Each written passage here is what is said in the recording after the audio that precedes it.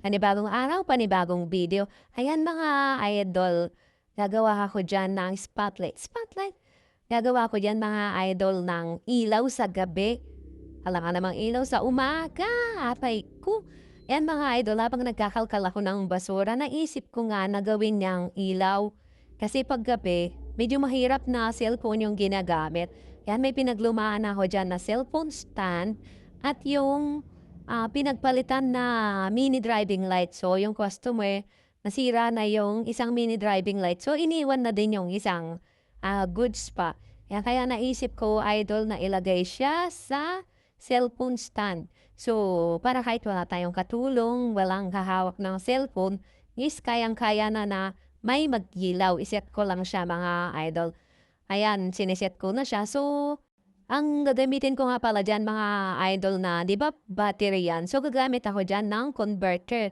And merong converter diyan parang, ang input niya is AC, so ang ilalabas niya is DC. Ayan, ganyan siya mga idol. So hindi na kailanganing inday ng tagahawak ng cellphone kapag may ginagawa sa gabi. Yun lang mga idol for today's video. Maraming salamat sa laging panonood.